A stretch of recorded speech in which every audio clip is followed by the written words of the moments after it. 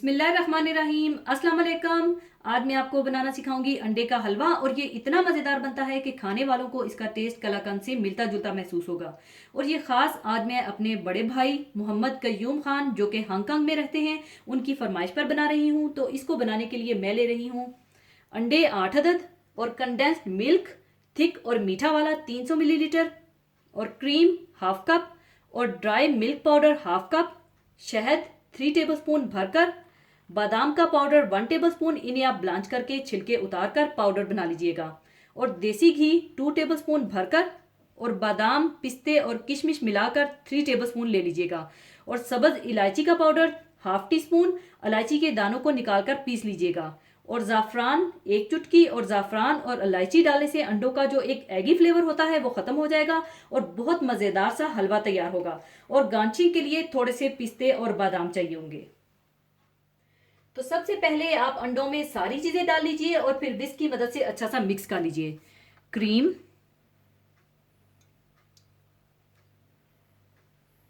Dry milk powder, शहद,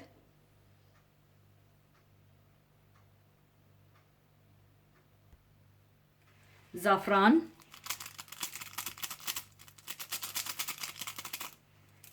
इलायची powder, किशमिश बादाम और पिस्ते, बादाम का पाउडर, देसी घी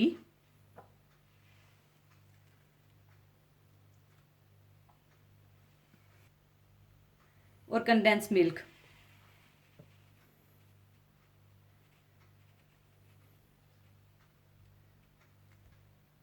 और अब आप इसे विस्क की मदद से अच्छी तरह से मिक्स कर लें।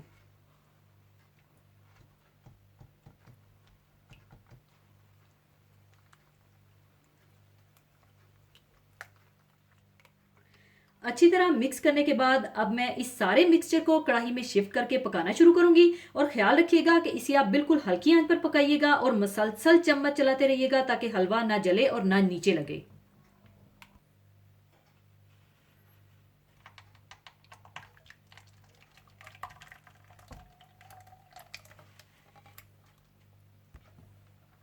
और इस तरह से आप मसलसल चम्मच चलाते रहिएगा।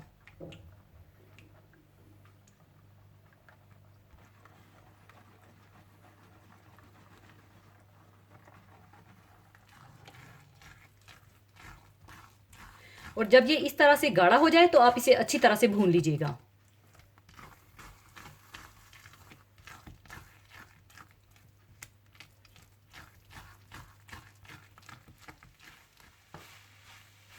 अच्छी तरह भूनने के बाद हलवा तैयार है और अब इसे मैं सर्विंग डिश में निकाल लूंगी।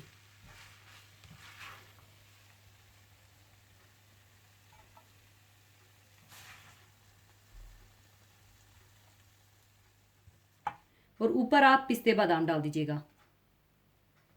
लीजिए, बहुत मज़ेदार, आसान और जल्दी बन जाने वाला अंडे का हलवा तैयार है।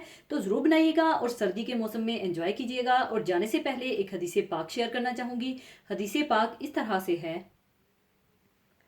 हज़रत अबू हुरैरा रज़ी अल्लाह ताला अन्हो से रवायत है कि मैंने रसूलुल्लाह सल्लल्लाहु अलैहि वसल्लम को फरमाते हुए सुना कि नबूवत के हिस्सों में से सिर्फ मुबशरात यानी खुशखबरी देने वाले बाकी रह गए हैं। सहाबाए कराम ने पूछा, मुबशरात से क्या मुराद है? आप सल्लल्लाहु अलैहि वसल्लम ने जवाब में इरशाद फरमाया, अच्छे ख्वाब।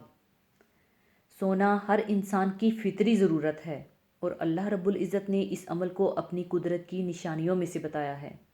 जैसा कि अल्लाह ताला सूरह रूम में आयत नंबर 23 में फरमाता है कि अल्लाह की कुदरत की निशानियों में से तुम्हारा रात और दिन को सोना भी है।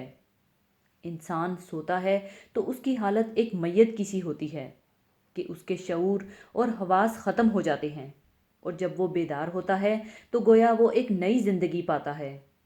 हर सोता हुआ इंसान ख्वाब भी देखता है। ख्वाबों की 3 किस्में बयान की जाती हैं।